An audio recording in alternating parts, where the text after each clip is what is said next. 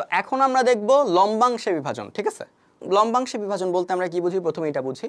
So উপাংশে বিভাজন মানে ছিল যে একটা ভেক্টরকে দুটি উপ অংশে ভাগ করতেছি আমরা, একটা আলফা কোণে থাকতেছে, একটা বিটা কোণে থাকতেছে। আর লম্বাংশ মানে কি? লম্বাংশ মানে হচ্ছে লম্ব যার উপাংশ। সো আমরা যদি আগের সিনারিওগুলোর কথা ভাবি, নর্মালি একটা ভেক্টর দেওয়া থাকে, ঠিক আছে? এই ভেক্টরটাকে আমরা কি করতাম? উপাংশে ভাঙতাম। একটা উপাংশ এটা, আর একটা উপাংশ সাপোজ এটা। এখানে আলফা একটা কোণ আসতো, এখানে বিটা একটা কোণ আসতো, তাই না? এটা পি, এটা কিউ, এটা আর, তাই না? যে আর ভেক্টর আমাদের দেওয়া থাকতো, আমরা পি ও কিউ উপাংশে ভাঙতাম। এবার বলো তো পি আর কিউ এর মধ্যবর্তী কোণ কত? পি ও কিউ এর মধ্যবর্তী কোণ কত হবে বলো? মধ্যবর্তী কোণ হচ্ছে আলফা প্লাস বিটা। পি এর সাথে আর এর মধ্যবর্তী কোণ আলফা, আর এর সাথে কিউ এর মধ্যবর্তী কোণ beta. So P R Q এর মধ্যবর্তী কোণ আলফা প্লাস বিটা। সো লম্বাংশ কি পড়ে? লম্ব যার উপাংশ। তার মানে লম্বাংশ হচ্ছে এমন একটা উপাংশের টাইপ যেখানে উপাংশদ্বয় লম্ব থাকে, অর্থাৎ উপাংশদ্বয় হচ্ছে এরকম থাকবে।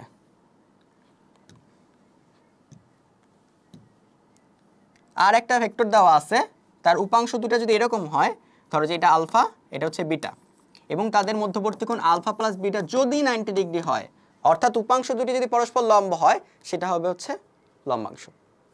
সো ব্যাপারটা কি আমরা ক্লিয়ার? আই গেস আমরা ব্যাপারটা ক্লিয়ার। সো এখন লম্বাংশ কিভাবে সলভ করা যায়? সো লম্বাংশ সলভ করার জন্য অনেক ওয়ে আছে। সো একটা ওয়ে হচ্ছে আমরা একটু আগে যে আমরা সূত্র দুটো পাইছি, যে পি সমান সমান আমরা কি পাইছিলাম? আর sine beta divided by sine alpha plus beta, এবং কিউ সমান সমান পাইছিলাম কি আমরা? আর sine alpha divided by sine alpha plus beta, তাই না? সো এখানে দেখো আগে কিন্তু আলফা বিটা যে কোনো কিছু হইতে পারে, একটা 50, একটা 60, একটা 50, একটা 70, কিন্তু এখানে কিন্তু যদি আলফা 50 হয়ে যায়, বেটা কিন্তু 40 হইতে বাধ্য। যদি আলফা 30 হয়ে যায়, বেটা কিন্তু 60 হইতে বাধ্য, তাই না? তার মানে আমরা কি বলতে পারি না বেটা সমান সমান 90 মাইনাস আলফা? তার মানে যেখানে যেখানে বেটা আছে আমরা কি 90 মাইনাস আলফা রিপ্লেস করতে পারি না?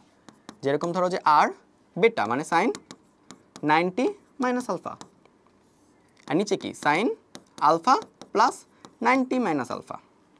সেমভাবে এখানেও আর sine alpha divided by sine alpha plus 90 minus alpha. Okay, so এবার দেখো আর সাইন আলফা মানে কি? সাইন 90 মাইনাস আলফা মানে কি? সাইন 90 মাইনাস আলফা মানে কজ আলফা। এটা ত্রিকোণমিতির খুবই ইজি একটা ফর্মুলা। এবং এখানে মাইনাস আলফা কাটা দিলে নিচে কত থাকে? সাইন 90, তাই না? আর সাইন 90 মানে কত বলো? সাইন 90 মানে হচ্ছে 1। সাইন 90 মানে হচ্ছে 1। তার মানে এখান থেকে আমরা বলতে পারি আর, আচ্ছা আমরা এখানে মুছে ফেলি এটা, ঠিক আছে? আমরা এখানে ডাইরেক্ট লিখে দিলাম, যেহেতু নিচে থাকবে সাইন 90 আর সাইন 90 মানে 1, তার মানে এই আর কস আলফার নিচে কি থাকবে? 1 থাকবে। তার মানে এখান থেকে খুব ইজিলি বলা যায় পি সমান সমান কি? আর কস আলফা। এটা হচ্ছে আমাদের লম্বাংশের প্রথম উপাংশ বের করার সূত্র। দেন সেকেন্ডটা কি হবে? সেকেন্ডটা আর সাইন আলফা তো সেমই থাকবে, নিচে কত থাকবে? আলফা কাটা সাইন 90, সাইন 90 মানে 1। তার মানে এখান থেকে আমরা কি পাচ্ছি? কিউ সমান সমান আর সাইন আলফা। আলটিমেটলি দেখো আমরা কিন্তু লম্বাংশের ক্ষেত্রে খুবই সহজ সরল একটা সূত্র পাওয়া যাচ্ছে, ঠিক আছে? যে যদি আর একটা ভেক্টর দেওয়া থাকে, এর সাথে পি এর একটা কোণ দেওয়া থাকে আলফা, তাহলে এই যে কোণটা বিটা যেটা, এটা কত হয়ে যায়? এটা হয়ে যায় আমার অটোমেটিক্যালি 90 মাইনাস আলফা, এবং এই পি এর মান হয় পি সমান সমান আর কজ আলফা, এবং এই কিউ এর মান হয় কিউ সমান সমান আর সাইন আলফা। ব্যাপারটা কি ক্লিয়ার? সো ইভেন এই জিনিসটাকে আমরা কিন্তু ত্রিকোণমিতি দ্বারাও খুব ইজিলি ব্যাখ্যা করতে পারতাম, তাই না? সো ত্রিকোণমিতি দ্বারা কীভাবে ব্যাখ্যা করতাম বলো? ত্রিকোণমিতি দ্বারা ব্যাখ্যা করাও খুব ইজি ছিল। আমরা শর্টের উপর ব্যাখ্যাটা একটু দেখিয়ে দিই।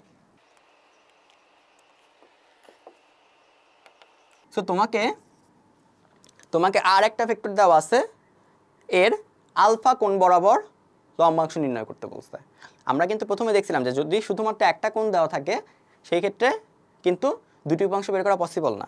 কিন্তু যেহেতু লম্বাংশ বলছে, এর মানে কি বুঝে? একটা যদি আলফা হয় আর একটা কিন্তু 90 মাইনাস আলফা, তার মানে তুমি দুইটা গুণ জানো, তার মানে এখন কিন্তু তোমার দুইটা উপাংশ বের করা পসিবল।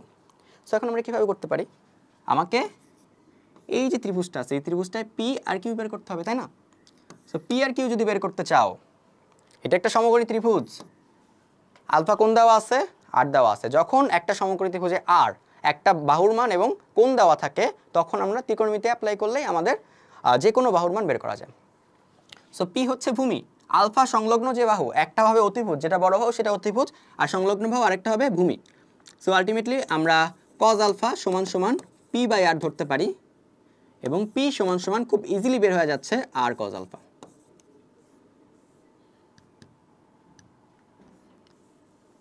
সেমভাবে তুমি যদি লম্বের ক্ষেত্রে ভাবো,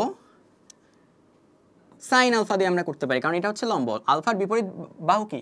আলফার বিপরীত বাহু হচ্ছে লম্ব, তার মানে সাইন আলফা সমান সমান লম্ব বাই অতিভুজ। সো আলটিমেটলি কিউ সমান সমান আর sine alpha. So I guess আমাদের ব্যাপারটা সলভ। সো এই হচ্ছে আমাদের লম্বাংশের কেস। লম্বাংশ কীভাবে বের করা যায় আমরা বুঝতে পারলাম।